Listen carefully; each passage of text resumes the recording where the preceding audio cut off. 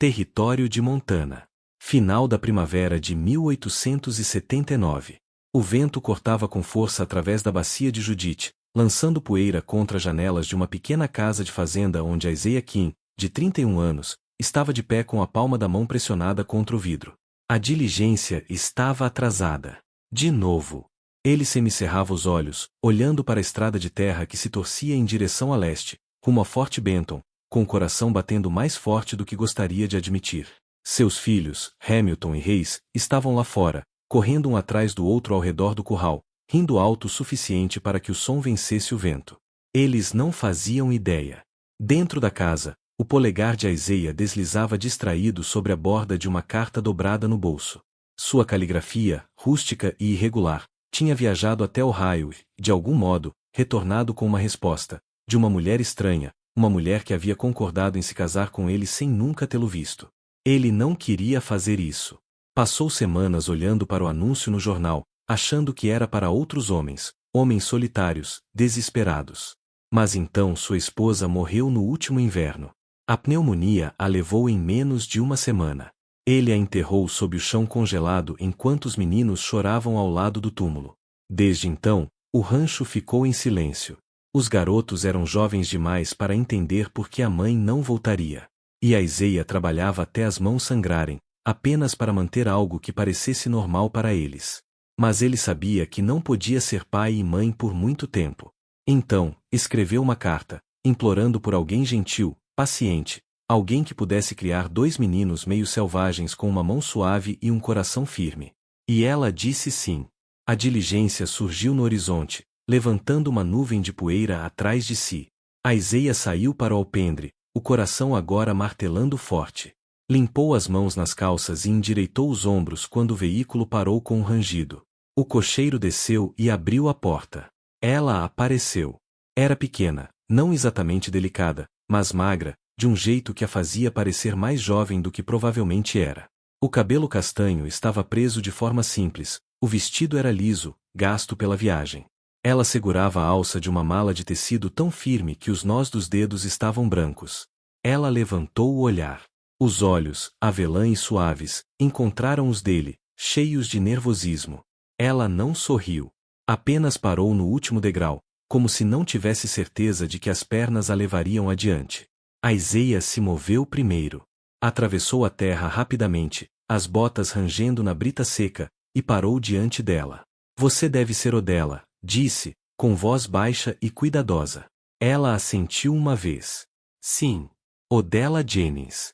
Ele estendeu a mão. Isaiah King. Obrigado por ter vindo. Houve uma pausa longa antes que ela estendesse a mão trêmula e o tocasse. Os olhos dela percorreram a terra, a casa, e os meninos que agora espiavam por trás do celeiro. Nunca estive no oeste, ela murmurou. Imaginei, ele respondeu suavemente. Mas veio mesmo assim. O olhar dela baixou. Eu não tinha mais ninguém em Ohio. Isaiah engoliu em seco. Não sabia qual era a história dela, só sabia que as palavras em sua carta haviam soado honestas e bondosas. Meus meninos, disse, apontando para o curral. Aquele é o Hamilton. Tem 6. Hayes tem 4. São barulhentos, meio selvagens, mas bons garotos. Odella olhou para eles. Os meninos observavam, curiosos, mas cautelosos. Eles perderam a mãe, disse Isaiah, agora em tom mais baixo. Odella apenas assentiu. Não fez perguntas. Ficou olhando as crianças com algo indecifrável no rosto. Isaiah pigarreou. Você é bem-vinda aqui.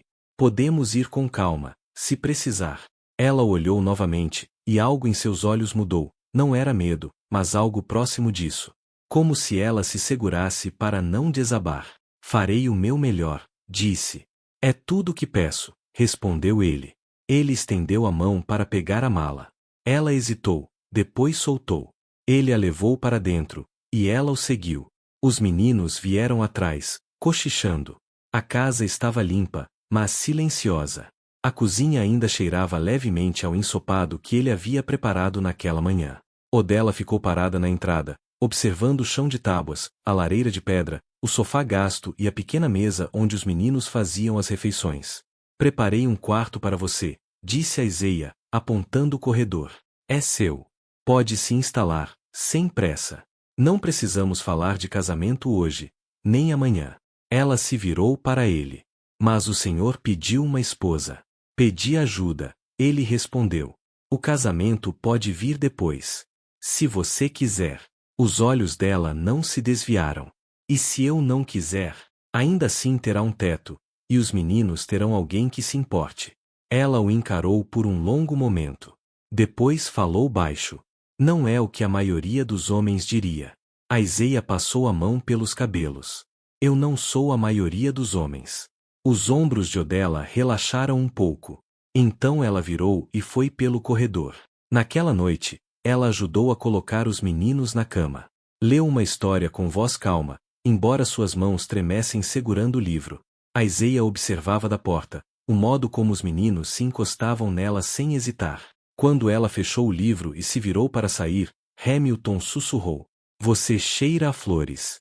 Odela parou. Aiseia entrou. Hora de dormir, garotos. Mas ela olhou de volta para o menino e sorriu. Só um pouco. Obrigada. Ao passar por Aiseia no corredor, seu rosto voltou a ser indecifrável. Ele nada disse, apenas caminhou ao lado dela até a cozinha. Ela parou ali, a mão sobre o balcão, os olhos fixos no fogo. Estou com medo, murmurou. Aiseia assentiu. Eu sei. Nunca criei crianças. Eu te ajudarei. Ela se virou. Então por que está sendo tão gentil comigo? Ele a olhou nos olhos. Porque eu sei como é perder tudo. Ficaram em silêncio. Depois, lentamente, ela se sentou à mesa. Ele serviu uma xícara de café que restava no fogão. Não disseram muito mais naquela noite, mas ela bebeu o café e, quando foi dormir, não trancou a porta. Lá fora, o vento voltou a soprar sobre as colinas. Mas dentro da casa, pela primeira vez em meses, havia vida. Não estava completa. Ainda não. Mas já não era vazia. Na manhã seguinte, o sol nasceu devagar, um dourado pálido atravessando a cortina rendada do pequeno quarto de Odela. Ela mal dormira. O colchão era firme, o vento sussurrava pelas frestas da parede e o silêncio da casa parecia apertado demais. Ainda assim, levantou-se antes que os meninos acordassem, lavou-se numa bacia de esmalte e prendeu o cabelo em uma trança firme. A cozinha estava vazia, mas a lareira ainda guardava um pouco de calor. Um avental gasto pendia de um prego perto do fogão. Ela o vestiu e começou a reunir o que encontrou: fubá, banha, alguns ovos em uma tigela de madeira. O barril de farinha estava quase vazio, ela notou isso em silêncio. Enquanto despejava a massa na frigideira, Aiseia entrou, vindo do lado de fora. O colarinho úmido de orvalho, um fiapo de feno preso à manga. Ele parou na porta, os olhos cruzando com os dela por tempo suficiente para trocar algo não dito. Você acordou cedo, disse ele, colocando um balde de leite no balcão. E o senhor também. Ele deu um leve sorriso. As vacas não esperam. Ela voltou a atenção para a frigideira. Espero que não se importe. Comecei a cozinhar sem perguntar. Não precisa pedir. Está com um cheiro bom. Os meninos entraram alguns minutos depois, descalços e ainda despenteados de sono. Reis esfregavam dos olhos, e Hamilton subiu no banco sem esperar que dissessem nada. Bom dia, senhorita Odela, disse Hamilton, olhando para ela com curiosidade aberta. Ela colocou um prato à frente dele. Apenas Odela está bem. Aiseia se apoiou no batente da porta, braços cruzados, observando enquanto ela se movia pela cozinha. Ela não falava muito, mas suas mãos eram firmes. Quando Reis derramou o leite, ela nem se assustou, apenas limpou e serviu outro copo. Depois do café da manhã, Aiseia levou os meninos para cuidar das galinhas e verificar a cerca. Odela ficou, lavando a louça com a água quente tirada do fogão. Encontrou uma vassoura e varreu o chão, depois abriu as janelas para deixar o ar fresco entrar. A casa cheirava a poeira e fumaça de lenha, mas, sob isso, ela sentiu um leve perfume de lilás vindo de um arbusto perto da porta dos fundos. Ao meio-dia, já havia desempacotado suas poucas posses, uma bíblia, um pequeno espelho e uma fotografia desbotada de uma mulher parecida com ela, só que mais velha.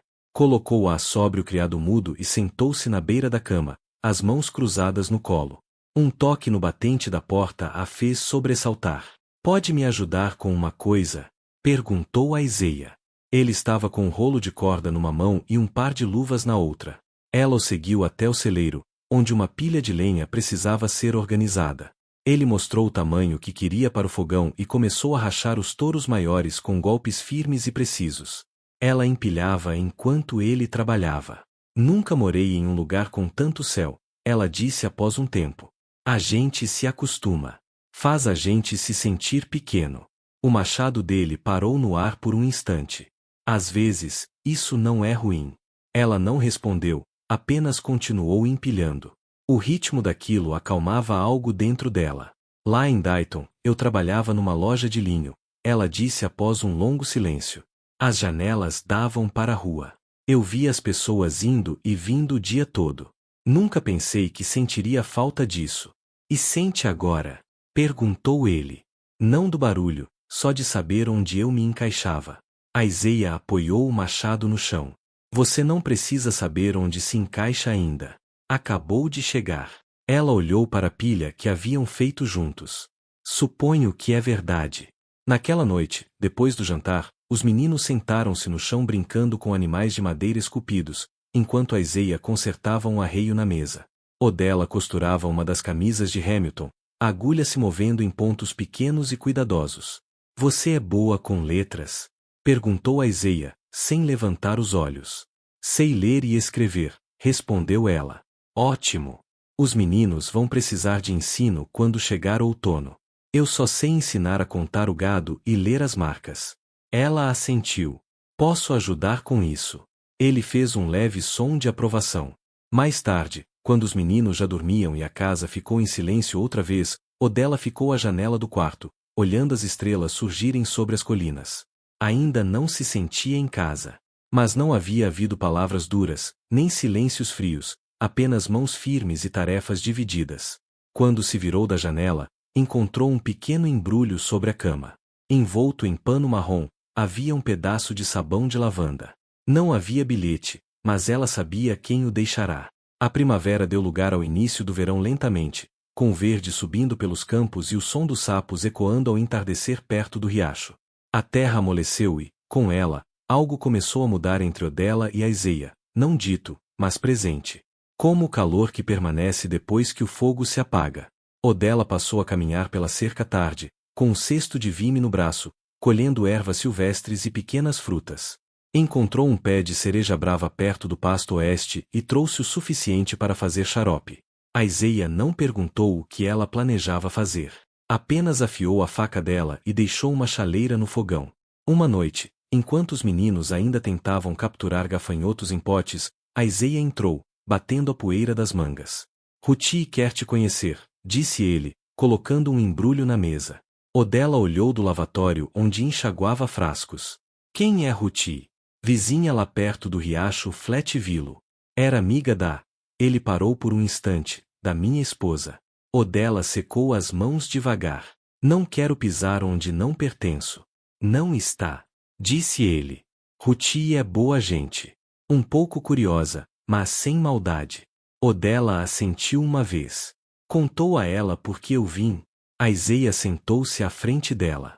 Contei o suficiente. Ela não julga. Na manhã seguinte, eles prepararam a carroça e seguiram pela trilha do cume. Os meninos iam atrás, revezando um apito de estanho. Odella sentava-se ao lado de Iseia, uma mão no colo e a outra segurando o chapéu contra o vento. A casa de Ruti ficava baixa, entre os álamos, com um defumador atrás e um jardim cheio de cebolas em flor. Ela saiu enxugando as mãos no avental, uma mulher robusta, de cabelos grisalhos e voz rouca de tanto fumar cachimbo. Você deve ser Odella, disse, sem esperar formalidades. Entre, venha se sentar. Fiz torta. Dentro da casa, o ambiente era acolhedor e cheio de objetos. Cortinas de renda nas janelas, um prato pintado acima da lareira, e o cheiro de canela preenchendo o ar. Ruti serviu café sem perguntar e colocou à frente dela uma fatia de torta de maçã. Então, sente falta do leste? Perguntou Ruti. Odella olhou de relance para Iseia, que estava de pé junto à porta, braços cruzados. Sinto falta do som dos sinos, respondeu suavemente. Ruti riu. Vai se acostumar com o som dos grilos. As duas conversaram enquanto os meninos perseguiam o gato de Ruti, e Aiseia saiu para ver os cavalos. Ruti perguntou sobre costura, sobre conservas, sobre dores de cabeça e se Odela já tinha ajudado a parar um cabrito recém-nascido. Ainda não, respondeu Odela. Vai ajudar, disse Ruti. Aqui, a vida sempre inclui algo que a gente nunca pensou em fazer. Naquela noite, o vento voltou a soprar, batendo nas venezianas. Quando Odela apagou o lampião em seu quarto, encontrou 2 desenhos dobrados sob o travesseiro. Reis havia desenhado um boneco de palito com um vestido triangular. Hamilton, um cavalo, com o nome dela escrito foneticamente embaixo. Ela sentou-se na beira da cama, os papéis tremendo em suas mãos. Um leve toque soou à porta. Tá decente? A voz baixa de Aiseia. Sim. Ele entrou, segurando um cobertor dobrado. Encontrei isso no sótão do celeiro. Achei que seu quarto fica frio. Ela pegou, os dedos roçando os dele. Acho que eles estão começando a confiar em mim, disse ela. Estão. Ela o olhou. E você? Ele demorou a responder. Seu olhar firme encontrou o dela. Confio no que vejo, disse. E vejo você tentando. Ela assentiu. É tudo o que eu sei fazer. Ele deu um passo para trás. Isso já é o bastante. Odela estendeu o cobertor sobre a cama. Tinha cheiro de cedro e feno seco. Deitou-se sob ele, com os desenhos dos meninos ao lado, sobre o criado mudo. Em meio ao silêncio, deixou os ombros relaxarem, não totalmente, mas mais do que antes. No meio de junho, os dias se alongaram e o chão da estrada que cruzava a bacia endureceu sob o sol. Odela se mantinha à sombra sempre que podia, cuidando do jardim que Aiseia havia abandonado depois da morte da esposa. O solo era teimoso, mas ela conseguia arrancar dele o verde com mãos pacientes. Feijões vagem, nabos, algumas fileiras de alface que agora murchavam menos sob seus cuidados. Aiseia a observava às vezes do celeiro, sem demorar, apenas pausando no que estivesse fazendo. Ele não falava a não ser que ela falasse primeiro. Mas quando ela pediu uma pá melhor, ele a trouxe. E quando precisava de ajuda para virar o composto, ele largava o martelo de cercas e fazia o serviço sem uma palavra. Certa manhã, depois que Reis acordou com febre e uma tosse que fazia seu peito estremecer, Odela mergulhou um pano de linho em água fria e o colocou sobre sua testa. Ficou ao lado da cama, contando suas respirações, enxugando a pele, sussurrando hinos baixinho, enquanto Hamilton se sentava no chão próximo, quieto pela primeira vez, segurando a mão do irmão. Quando Aiseia entrou e a viu ali, não parecia alarmado, apenas cansado de uma maneira que se refletia nos ombros. Devo ir ao médico? Perguntou, com voz baixa. Odela não ergueu o olhar do menino. Não, ainda não. Já vi pior. Aiseia exalou lentamente. Você já cuidou de crianças doentes antes? Não, disse ela. Mas cuidei da minha irmã até o fim. Sei como é a febre quando piora. Ele não questionou. Apenas trouxe mais água, ferveu panos e sentou-se do lado de fora, cabeça entre as mãos, até que ela o chamasse de volta. Ao anoitecer, Reis estava mais calmo, ainda fraco, mas respirando regularmente. Odela não deixou seu lado até que ele adormecesse, os dedos segurando a borda do edredom que ela havia remendado. Não precisava ficar tanto tempo com ele, disse Aiseia quando ela se juntou a ele perto da lareira. Ele precisava de alguém, respondeu ela, mãos cruzadas no colo. Eu também, disse ele baixinho. Ela olhou para ele. Pela primeira vez, não havia nada de defensivo em seu rosto. Nenhuma preocupação em dizer a coisa certa, nenhuma dúvida sobre seu lugar. Você disse que o casamento poderia esperar, disse ela. Ainda quer esperar? Aiseia se virou para ela. Quis te dar espaço para se firmar. Eu me firmei, disse ela. Não sei o que vem a seguir, mas quero descobrir. Ele assentiu e estendeu a mão pelo espaço entre eles, segurando a dela. Sua palma era áspera, quente. Não apertou, apenas a manteve firme. Na manhã seguinte, contaram aos meninos. Hamilton sorriu tanto que suas orelhas se levantaram. Reis, ainda pálido, piscou debaixo do cobertor e perguntou. Isso significa que ela fica para sempre? Odela inclinou-se e beijou sua têmpora. Sim, querido. Eu fico para sempre. Casaram-se uma semana depois, sob o algodoeiro atrás da casa. Ruti trouxe pão e um frasco de água de lilás. Os meninos colheram flores silvestres e as colocaram na trança de Odela. Aiseia se aprumou, vestindo uma camisa branca que marcava os ombros. E quando pronunciou seus votos, não falou alto, mas cada palavra teve peso e verdade. Naquela noite, depois que os meninos dormiram e a fogueira quase se apagava, Aiseia e Odela sentaram nos degraus da varanda em silêncio. A lua pendia baixa e o vento soprava suave. Ela encostou-se nele, a cabeça perto do ombro dele. Não sinto mais medo, disse. Ele se virou, afastando um fio de cabelo dela atrás da orelha. Eu também não, e nenhum deles soltou sua mão. O vento ficou mais brando no final de agosto, trazendo cheiro de pinho seco e algo doce das colinas.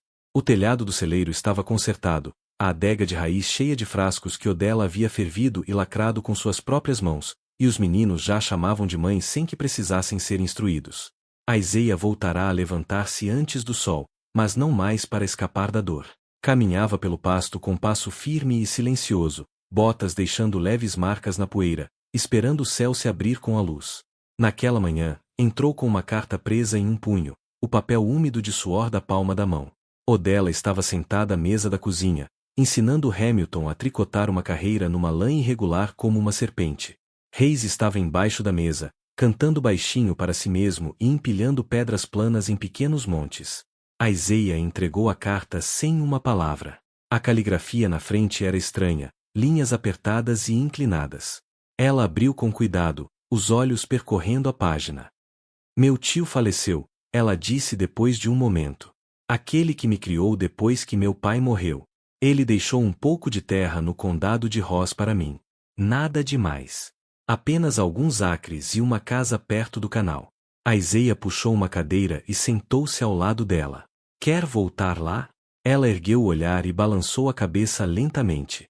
Não quero a terra, mas sinto que devo ir. Colocar tudo em ordem. Assinar os papéis. Ver uma última vez. Não vou ficar. Aiseia estudou o rosto tranquilo dela, depois assentiu. Então vamos juntos.